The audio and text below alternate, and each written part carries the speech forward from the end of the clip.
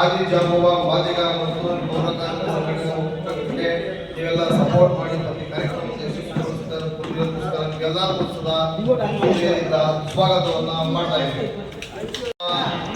ಕರ್ನಾಟಕ ರಾಜ್ಯದ ಆದಿ ಜಾಂಬವ ಸಂಘದ ಕಾರ್ಯಾಧ್ಯಕ್ಷರಾದಂತಹ ನಮ್ಮ ಜಂಬೂದೀಪ್ ಸಿದ್ದರಾಜಣ್ಣವರನ್ನ ತಾವು ಸಂಸ್ಕೃತಿಯಿಂದ ಒಂದಸಂದ್ರ ಗ್ರಾಮದ ಗ್ರಾಮಸ್ಥರು ಮತ್ತೆ ನಮ್ಮ ಎಲ್ಲ ಸಮುದಾಯ ಸಂಘಟನೆಗಳು ಸಹ ತುಂಬ ಹೃದಯದ ವೇದಿಕೆ ಮೇಲೆ ಅವ್ರನ್ನ ಬರಮಾಡ್ಕೊತಾ ಇದ್ದೀವಿ.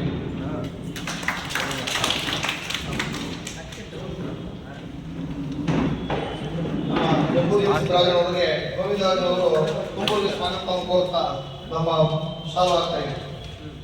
ವಿಶ್ವ ಆದಿ ಜಾಂಬವ ರಾಜ್ಯ ಪ್ರಧಾನ ಕಾರ್ಯದರ್ಶಿಗಳಾದಂತಹ ಅಮರ್ ನಾರಾಯಣ ಸಹ ಬಂದಿದ್ದಾರೆ ಈ ಕಾರ್ಯಕ್ರಮಕ್ಕೆ. ಅವ್ರಿಗೂ ಸಹ ತುಂಬ ಹೃದಯದಿಂದ ನಮ್ಮ ವೇದಿಕೆಗೆ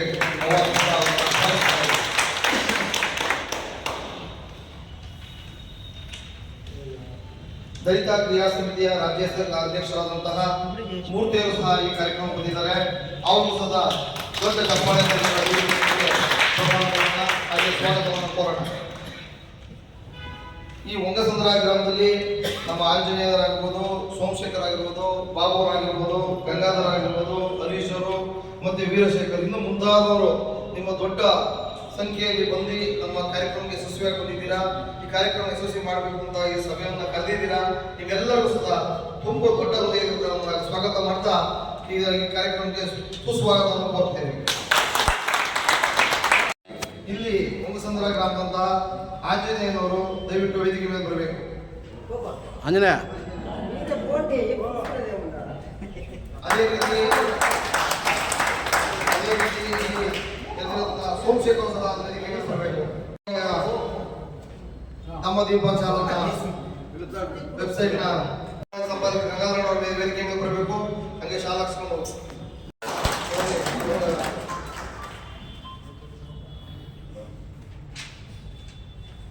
ಈಗ ನಮ್ಮ ಇಲ್ಲಿ ಆದಿ ಜಾಂಬವ ಮಾದಿಗ ಮತ್ತು ಪೌರ ಕಾರ್ಮಿಕ ಸಂಘಟನೆಗಳ ಒಕ್ಕೂಟದ ನಮ್ಮ ಮುಂದಿನ ಎಲ್ಲ ನಮ್ಮ ಬಂಧುಗಳಿಗೂ ಯಾವ ಥರ ನಮ್ಮ ಕಾರ್ಯಕ್ರಮ ಮಾಡಬೇಕು, ನಾವು ಯಾವ ಥರ ಕಾರ್ಯಕ್ರಮ ಸೇರಬೇಕು, ನಮ್ಮ ಮುಂದಿನ ಉದ್ದೇಶ ಏನು, ನಮ್ಮ ಗುರಿ ಏನು ಅನ್ನೋದ ಕೂಲಂಕುಷವಾಗಿ ಹೇಳಕ್ಕೆ ನಮ್ಮ ಕರ್ನಾಟಕ ರಾಜ್ಯ ಆದಿ ಜಾಂಬವ ಸಂಘದ ರಾಜ್ಯಾಧ್ಯಕ್ಷರಾದ ಸಂಗಾಯ ಸ್ವಾಮಿ ಇಷ್ಟು ಬಂದಿದ್ದಾರೆ. ಆದಿ ಜಾಂಬವ ರಾಜ್ಯ ಪ್ರಧಾನ ಕಾರ್ಯದರ್ಶಿಯಾದಂತಹ ಅಮರ್ ನಾರಾಯಣ ಅವರು ನಿಮ್ಮೆಲ್ಲ ಉದ್ದೇಶಿ ಎರಡು ಮಾತಾಡಬೇಕು ಅಂತ ಕೇಳ್ತಾ ಇದ್ದೀನಿ. ಹೇಳಿ. ಗೋವಿಂದರಾಜ್ ಅವರು ಹಲೋ ಗೋವಿಂದರಾಜ್ ಅವರು ವೇದಿಕೆಗೆ ಬರಬೇಕು. ಮತ್ತೆ ಅದೇ ರೀತಿ ಕರ್ನಾಟಕ ರಾಜ್ಯ ಆದಿ ಜಾಂಬವ ಸಂಘದ ಉಪಾಧ್ಯಕ್ಷರಾದಂಥ ಕಲ್ಲೇಶ್ ಅವರು ವೇದಿಕೆಗೆ ಬರಬೇಕು. ಜೈ ಜೈ ಜೈ ಜೈ ಜೈ ಭೀಮ್, ಜೈ ಜೈ ಜೈ ಜೈ ಜೈ ಭೀಮ್, ಜೈ ಜಾಂಬವ. ಇಂದಿನ ಒಂಗಸಂದ್ರ ಗ್ರಾಮಸ್ಥರಿಗೆ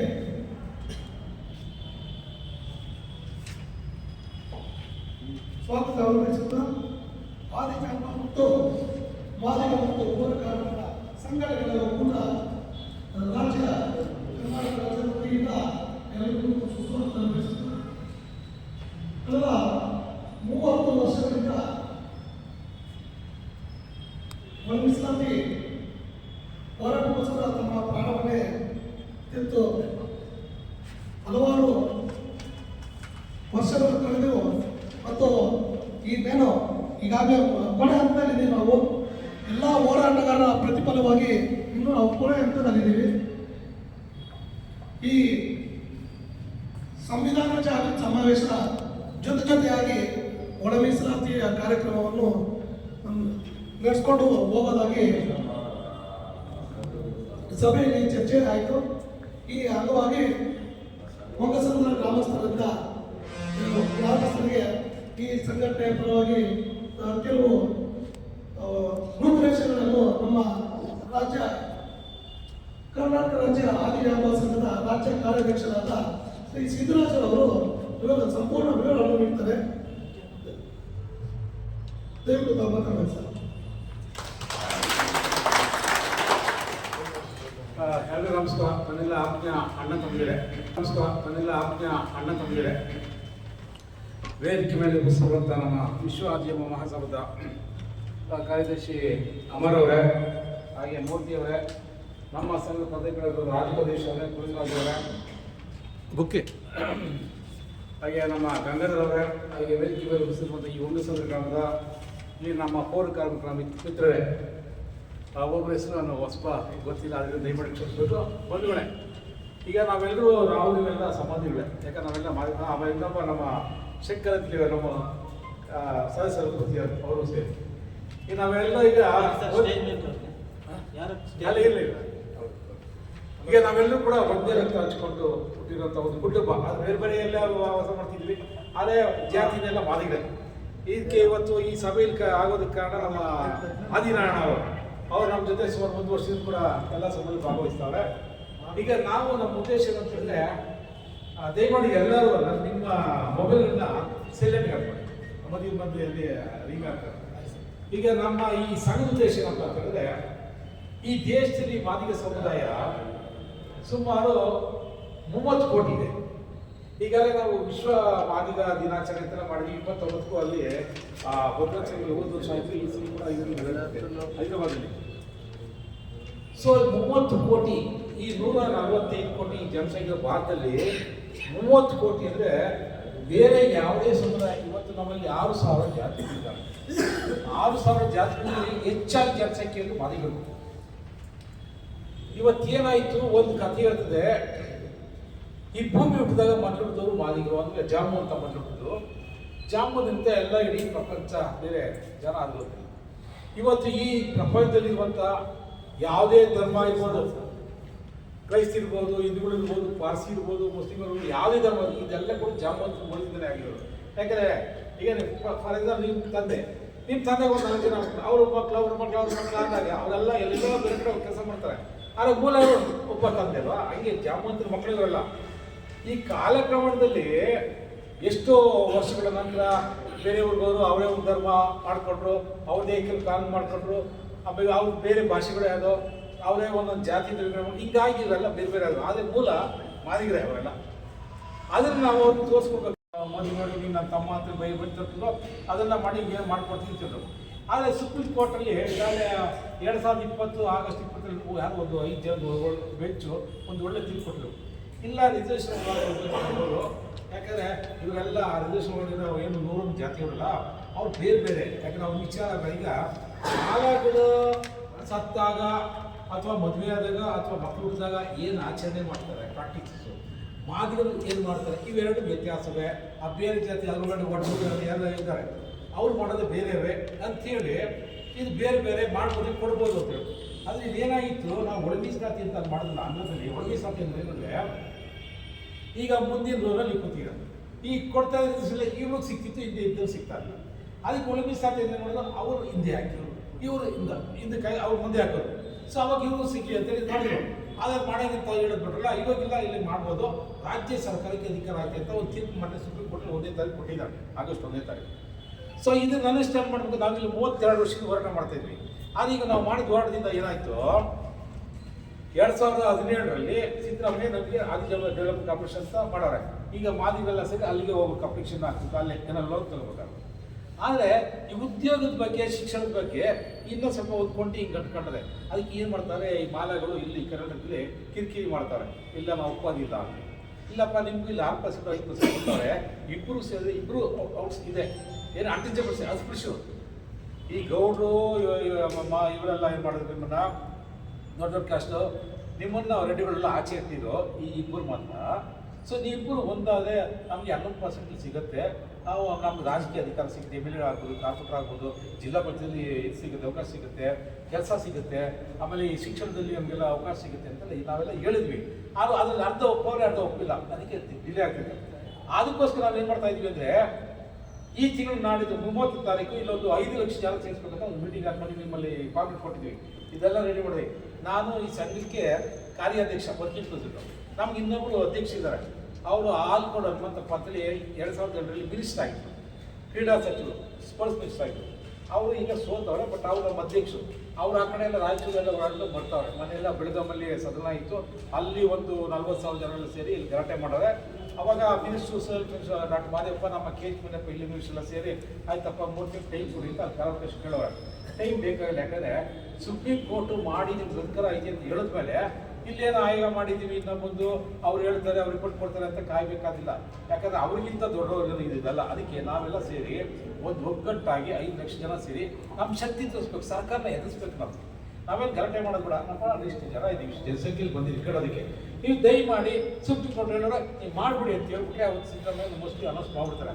ಆ ಕಾರಣಕ್ಕೋಸ್ಕರ ನಿಮ್ಮನ್ನೆಲ್ಲ ನಾವು ಕೇಳಿ ನೀವು ಈ ಕಮ್ಮಿ ಬಂದಿದೆ, ಇಲ್ಲಿ ಇನ್ನೂ ಜನಸಂಖ್ಯೆ ಜಾಸ್ತಿ ಇದೆ, ಜೊತೆಗೆ ಬೆಂಗಳೂರಲ್ಲಿ ನಮ್ಮ ಮಾದಿಗ ಸಮುದಾಯ ಭಾಳ ಹೆಚ್ಚಾಗಿದೆ. ಸೊ ಅವರೆಲ್ಲ ಬಂದರೆ ಸಿದ್ದರಾಮಯ್ಯ ಮತ್ತು ಮಿನಿಸ್ಟರ್ ಹೆಲ್ತ್ ಮಿನಿಸ್ಟರ್ ನಮ್ಮ ಮಿನಿಸ್ಟರ್ ಬೇರೆ ಮಿನಿಸ್ಟರ್ ಎಲ್ಲ ಬರ್ತಾರಲ್ಲ, ಅವ್ರು ನೋಡ್ಬಿಟ್ಟು ಆಯ್ತಪ್ಪ ಇವ್ರು ಕೇಳ್ತಾರೆ, ಸಂಖ್ಯೆ ಜಾಸ್ತಿ ಇದೆ, ಇವರೆಲ್ಲ ಕಷ್ಟದ ಕೆಲಸ ಮಾಡ್ತಾರೆ, ಕೊಟ್ಬಿಡೋಣ ಅಂತೇಳಿ ಒಪ್ಪಿಡ್ತಾರೆ. ಸೊ ಅದಕ್ಕೋಸ್ಕರ ಅದು ಒಪ್ಪಿದ್ದೆ ಅಂದರೆ ನಿಮಗೆಲ್ಲ ಒಳ್ಳೆ ಕೆಲಸ ಸಿಗುತ್ತೆ. ಆಮೇಲೆ ನಿಮ್ಮ ಈ ಪಾರ್ಲಿಮೆಂಟಲ್ಲಿ ಈ ಪೌರ ಕಾರ್ಮಿಕ ಬಗ್ಗೆ ನಾವು ಸಮಸ್ಯೆ ಹಾಕೊಂಡಿದ್ದೀವಿ. ಈಗ ಅವತ್ತಿಂದ ನಾವೆಲ್ಲ 30 ವರ್ಷದ ಹೋರಾಟ ಮಾಡಿ ಅಜ್ಜಯ್ ನಮ್ಮ ಸುಬ್ರಾಯಡು ಬಾಬು ಮುನ್ರಾಜ್ ಇದ್ದಿದ್ದು ಒಳ್ಳೆ ಲೀಡರ್ಗಳು ಅವರಲ್ಲೆಲ್ಲ ನಮ್ಮ BBMP ಅಲ್ಲಿ ಹೇಗೋ ಒಂದಷ್ಟು ಪ್ರತಿನಿತ್ಯ ಟೆಂಪ್ರರಿ ಕೆಲಸ ಮಾಡ್ತಿದ್ದವ್ರಿಗೆ ಅವಾಗ ಅವನ್ನೆಲ್ಲ ರೆಡ್ಡಿಗಳು ಇದ್ರು ಕೆಲವರೆಲ್ಲ ಅವರು ಒಬ್ಬೊಬ್ಬರ 3,000 ಕೆಲಸ ಮಾಡಿ ECPF ಇರಲಿಲ್ಲ. ನನ್ನ ಸಮಯ ಕರ್ಮಚಾರಿ ಮೆಂಬರ್ ಮಾಡಿದ 2002ರಲ್ಲಿ ಅದೆಲ್ಲ ಅವಾಯ್ಡ್ ಮಾಡಿ ಇವ್ರಿಗೆ ECPF ಕೊಡಬೇಕು, ಮತ್ತು ರೆಗ್ಯುಲರ್ ಸಂಬಳ ಕೊಡಬೇಕು ಮಾಡೋಕ್ಕೆ ತೆಗೆದು ಇವಾಗ ಬೇರೆ ಡೈರೆಕ್ಟ್ ಪೇಮೆಂಟ್ ಮಾಡೋದು ಕೆಲವರಿಗೆಲ್ಲ ಪರ್ಮಿಟ್ ಆಗ್ತಾ ಇದೆ. ಅದು ಲಿಸ್ಟು ರೆಡಿ ಆಗಿದೆ. ಆದರೆ ಈ ಆಟೋ ಟಿಪ್ಪರ್ಸು ಲೋಡರ್ಸ್ಗೆ ಡ್ರೈವರ್ಸ್ಗೆ ಪರ್ಮಿಟ್ ಮಾಡೋಕ್ಕೆ ಅವಕಾಶ ಮಾಡಿಲ್ಲ. ಅದು ಮಾಡಬೇಕಂದ್ರೆ ಒಂದು ಇದೆ, ಅದು 8,000 ಜನ ಇದ್ದಾರಂತೆ. ಸೊ ಈಗಾಗಲೇ ಏನೋ ಒಂದು 24,000 ಏನೋ ಅವೆಲ್ಲ ಅಪ್ರೂವ್ ಆಗುತ್ತೆ, ಅದು ಬರ್ಕೊಂಡ್ಬಿಡ್ತು ಅಂತ ಹೇಳಿದ್ರೆ ಇವರು ಮಾಡಿಲ್ಲ. ಸೊ ಇದನ್ನು ಮಾಡಬೇಕಂದ್ರೆ ಅದು ಒಂದು ನಾವು ಒಂದು ಬೇಡಿಕೆ ಇಟ್ಟಿದ್ದೀವಿ. ಸೊ ಅವತ್ತು ನೀವೆಲ್ಲ ಹೆಚ್ಚಿನ ಸಂಖ್ಯೆಯಲ್ಲಿ ಏನು ನಿಮ್ಮ ಸಂಬಂಧಿಕರಲ್ಲಿ ಬೆಂಗಳೂರು ನಗರದಲ್ಲಿ ಇಲ್ಲವರೆ ನಮ್ಮ ಏನು ಸಮಯ ಕರ್ಮಚಾರಿ PKಗಳು ಏನು ಕೆಲಸ ಮಾಡ್ತಾರೆ ಅವರೆಲ್ಲ ಬಂದರೆ ಅಲ್ಲಿ ಒಳ್ಳೆ ಮಾಬ್ ಆಗುತ್ತೆ. ಈಗ ಇದಕ್ಕೆ ನಮ್ಮ ಮಿನಿಸ್ಟರ್ ಏನು ಮಾಡೋರೆ, ಇದುವರೆಗೂ ಮಾದಿಗರಿಗೆ 5 ರೂಪಾಯಿ ಕೊಟ್ಟಿದ್ದಿಲ್ಲ. ನಮ್ಮ ಸಮಾವೇಶ ಮಾಡೋಕ್ಕೆ ಫಂಕ್ಷನ್ ಮಾಡೋಕ್ಕೆ ಇದುವರೆಗೂ ನಾವು 40 ವರ್ಷ ಕೊಟ್ಟಿದ್ವಿ ಸಗಣೆ. ಈ ಸರಿ ನಮ್ಮ ಮಿನಿಸ್ಟರ್ 50 ಲಕ್ಷ ರೂಪಾಯಿ ಸ್ಯಾಂಕ್ಷನ್ ಮಾಡ್ತಾರೆ. 50 ಲಕ್ಷ ಈ ಸಮಾವೇಶ ಮಾಡೋಕ್ಕೆ ಕೊಟ್ಟಾರೆ. ಅದರಲ್ಲಿ ಏನಾಗುತ್ತೆ, ಈ ಪೆಂಡಲ್ ಹಾಕೋಕ್ಕೆ ಜರ್ಮನ್ ಪೆಂಡಲ್ ಅದಕ್ಕೆ 13 ಲಕ್ಷ ಕೊಟ್ಟಾರೆ. ಆಮೇಲೆ ಊಟಕ್ಕೆ 65 ಲಕ್ಷ ಆಗುತ್ತೆ ಅಂತ. ಆ ಊಟ ಏನಂದರೆ ಒಂದು 50,000 ಜನ ಲೆಕ್ಕ ಹಾಕಿ 50,000 ಜನಕ್ಕೆ 130 ರೂಪಾಯಿ ಒಂದು ಪ್ಲೇಟ್ ಥರ, ಒಂದು ಪುಳಿಯೋಗರೆ, ಒಂದು ಮೊಸರನ್ನ, ಒಂದು 1/2 ಲೀಟ್ರು ವಾಟರ್ ಬಾಟಲ್, ಇಷ್ಟಕ್ಕೆ 130 ರೂಪಾಯಿ ಥರ ಒಂದು ಇದು ಕೊಟ್ಟರೆ. ಇದೆಲ್ಲ ಸರ್ಕಾರದಿಂದ ಮಾಡ್ತಾರೆ. ಯಾವುದೋ ಒಂದು ಡಿಪಾರ್ಟ್ಮೆಂಟ್ ಕೊಟ್ಟರೆ 5 ಲಕ್ಷ. ಅದು ನಾವು ಇಷ್ಟು ಜನಕ್ಕೆ ಕೊಟ್ಟಿದ್ರೆ ಅದು ಮಾಡ್ತಾರೆ. ಆದರೆ ನಮಗೆ 1.5 ಕೋಟಿ ಬೇಕು.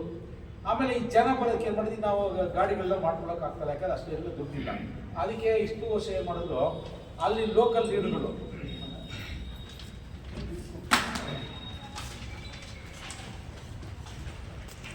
ನಿಮ್ಮಂತೆಲ್ಲ ಬಿಡಿಸ್ಕೊಂಡು ಅಲ್ಲೆಲ್ಲ ಅವ್ರನ್ನೆಲ್ಲ ಕರ್ಕೊಂಡು ಅಲ್ಲಾರ MLAಗೆ ಒಬ್ಬ ಲೀಡರ್ ಹೇಳ್ಬಿಟ್ಟು ಅವರು ಬಸ್ ಮಾಡಿಕೊಡೋದು, ಒಂದು ವೆಹಿಕಲ್ ಮಾಡ್ಕೊಂಡು ಬರ್ತದೆ, ಅಲ್ಲಿ ಊಟದ ವ್ಯವಸ್ಥೆ ಮಾಡ್ಕೊಡೋದು, ಈ ಥರ ಅವರೇ ಮಾಡ್ಕೊಂಡು ಬರ್ತಾರೆ. ಸೊ ಈ ಸರಿ ನೀವು ಕೂಡ ಹಿಂಗೆ ಈಗ ಸಿಟಿ ಇಲ್ಲಿ ಮಾಡೋದು ಫ್ರೀಡಮ್ ಪಾರ್ಕ್ ಗೊತ್ತಲ್ಲ, ವಿಧಾನಸೌಧ ಫ್ರೀಡಮ್ ಪಾರ್ಕ್, ಇಲ್ಲಿಂದ ನೀವು ಬಸ್ಗಳಲ್ಲೇ ಬಂದ್ಬೋದು, ಅದು ಯಾವುದೋ ನಿಮ್ಮ ವೆಹಿಕಲ್ ಇದ್ದು ಬರ್ಬೋದು. ನೀವೆಲ್ಲ ಒಟ್ಟಾಗಿ ಬಂದರೆ ಇದೊಂದು ಕೆಲಸ ಆಗುತ್ತೆ. ಆಮೇಲೆ ನೀವು ಮತ್ತು ನಿಮ್ಮ ಮಕ್ಕಳಿಗೆ ಮುಂದಿನ ಪೀಳಿಗೆ ನಿಮ್ಮ ಮಕ್ಕಳಿಗೆಲ್ಲ ಒಳ್ಳೆ ಉದ್ಯೋಗ ಸಿಗುತ್ತೆ, ಎಜುಕೇಷನ್ ಸಿಗುತ್ತೆ, ಮೆಡಿಕಲ್ ಸಿಗುತ್ತೆ, ಇಂಜಿನಿಯರಿಂಗ್ ಸಿಗುತ್ತೆ ಅಂತ ಒಳ್ಳೆ ಅವಕಾಶ ಆಗುತ್ತೆ. ಅದಕ್ಕೋಸ್ಕರ ನಾವೆಲ್ಲ ದಯಮಾಡಿ ಬರಬೇಕು ಅಂತೇಳಿ ನಿಮ್ಮನ್ನು ಕೇಳೋದಕ್ಕೆ ನಾವು ಇವತ್ತು ಸಭೆ ಹಾಕಿಕೊಂಡು ಬಂದಿದ್ದೀವಿ ಬಂಧುಗಳು. ಸೊ ಇದ್ರ ಬಗ್ಗೆ ಬೇರೆ ಏನಾದ್ರು ತಾನೇ ಕೇಳೋದು ಇದ್ರ ಪ್ರಶ್ನೆಗಳು ದಯಮಾಡಿ ಕೇಳಿ. ಆಮೇಲೆ ನಿಮ್ಮ ಮುಖಂಡರು ಮಾತಾಡಿ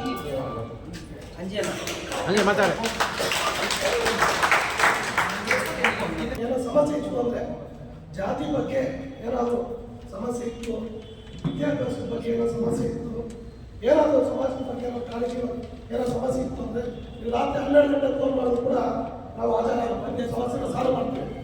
ಬೇರೆ ರೀತಿ ಏನು ತಿಳ್ಕೊಬೇಡಿ. ಯಾಕಂದರೆ 30 ವರ್ಷದಿಂದ ನಾವು ಹೋರಾಟ ಮಾಡ್ಕೊಂಡು ಬರ್ತಾ ಇದ್ದಾರೆ. ಕೆಲಸ ಕಾರ್ಯ ಎಲ್ಲ ಬಿಟ್ಬಿಟ್ಟು ಹೋರಾಟ ಮಾಡ್ಕೊಂಡು ಬರ್ತಾರೆ. ಮನೆ ಬಿಟ್ಟು 30 ವರ್ಷದ ಹೋರಾಟ ಮಾಡ್ತಾ ಇದ್ದಾರೆ. ನಮ್ಮ ಜನಕ್ಕೋಸ್ಕರ ಯಾರು ಸ್ವಂತಕ್ಕೋಗಿ ಮಾಡ್ತಿಲ್ಲ, ಜನಕ್ಕೋಸ್ಕರ ಮಾಡ್ತಿದ್ದಾರೆ. ನಿಮ್ಮ ಸಹಕಾರ ನಮ್ಗೆ ಇರಬೇಕು. ಯಾರಾದ್ರೂ ಒಬ್ಬ ನಾಯಕರು ನೀವು ವಾಯ್ಸ್ ಮಾಡಬೇಕಂತ ಹೇಳಿದ್ರೆ ನಿಮ್ಮಂಥ ಸರ್ಕಾರ ಬೇಕು. ಒಂದು ಜನ ಸೇರಿದಾಗಿ ನಮ್ಮ ಹೆಣ್ಣು ಕೆಲಸ ಮಾಡಿದ್ರೆ ನಮ್ಮ ಕೆಲಸಕ್ಕೆ ಅನೇಕ ಜಯ ಸಿಗ್ತದೆ. ನಿಮ್ಮ ಸಮಸ್ಯೆ ಎಲ್ಲ ಆಯಿತು ಅಂದ್ರೆ ಮಾತಾಡ್ಬೋದು. ಮೇನ್ ಸಮಸ್ಯೆ ಹೇಳ್ಬಿಡಿ ಪರವಾಗಿಲ್ಲ. ಮೇನ್ ಸಮಸ್ಯೆ ಇವ್ರಿಗೆ ಬಂದಿದೆ. ಇಲ್ಲಿ ಆಧಾರ್ ಕಾರ್ಡು ಇಂಥವು ಯಾರು ಮಾಡಿಸಿಲ್ಲ. ಹೌದಾ? ಬಂದು ಆಲ್ಮೋಸ್ಟ್ 15 ವರ್ಷ ಆಗಿದೆ. ಅದು ಒಂದು ಕಾರ್ಪೊರೇಷನ್ನು ವರ್ಕರ್ಸ್ ಇವಾಗ ವರ್ಕ್ ಮಾಡ್ತಾರಲ್ಲ, ಇವರು ಇಲ್ಲಿರೋ ಮೇಸೆ ದೊಡ್ಡವರು ಏನಾದ್ರು ಎದುರಿಸ್ತಾರಂತ ಸುಮಾರು ಜನ ಬಂದಿಲ್ಲ. ಅದೊಂದು ಕಾರಣ. ಈಗ ಕೆಲಸ ಈಗ 12,000 ಜನ ಹಾಕಿ ನಮಗೆ ಪರ್ಮನೆಂಟ್ ಮಾಡ್ತಾರಂತ ಒಂದು ಮೆಸೇಜ್ ಬಂದೈತೆ.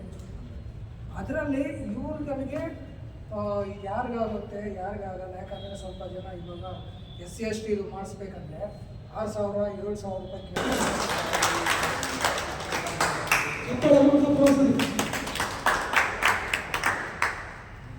ಈ ಕಡೆ 30 ವರ್ಷದಿಂದ ಹೋರಾಟ ಮಾಡ್ತಾ ಇವಾಗೆ ಈ ಕಡೆ ಬಾ.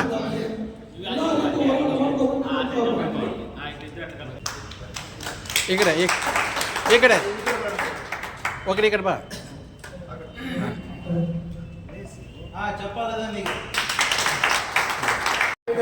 ಅಮರ್ ಅವರಿಗೆ ಸನ್ಮಾನ ಮಾಡಿದ್ದಾರೆ ನಮ್ಮ ಸಂಸದ ಕಾರ್ಯಕರ್ತರು. ದಯಮಾಡಿ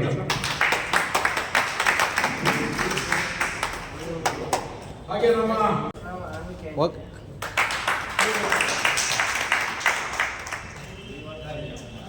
ಅಲ್ಲೇ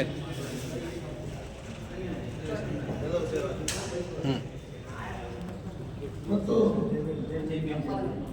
ರಾಜ್ಯ ಕಾರ್ಯ ಉಪಾಧ್ಯಕ್ಷರಾದಂಥ ಭದ್ರೇಶ್ ಅವರು ಸನ್ಮಾನ ಅಲ್ಲಿ ಬಾ.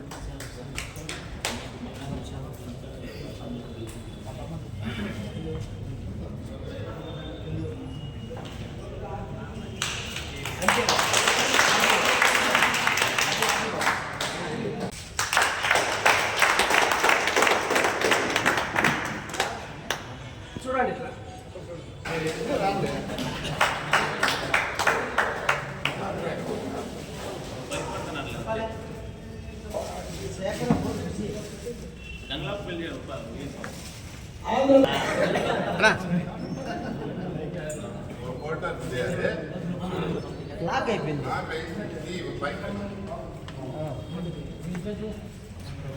atau itu siapa yang kesana aja sampai miresponde ಶ್ರೀರಾಮಲ್ಲಿ ವಾರ್ಡು ನಾವು ಅವರಿಗೆ ಚೇರ್ಮನ್ ಮಾಡಿಸಿದ್ವಿ. ಸಫಾಯಿ ಕರ್ಮಚಾರಿ ಸ್ಟೇಟ್ ಕಮಿಷನ್ಗೆ ವಾರ್ಡ್ ಚೇರ್ಮನ್ ಆಗಿದೆ. ಅದೇ ಏನು ಕಾನೂನು ಆ ವಾರ್ಡ್ ಚೆಪ್ಲೇದು 20 ಹೇಳಿದ್ರೆ ವಾರ್ಡು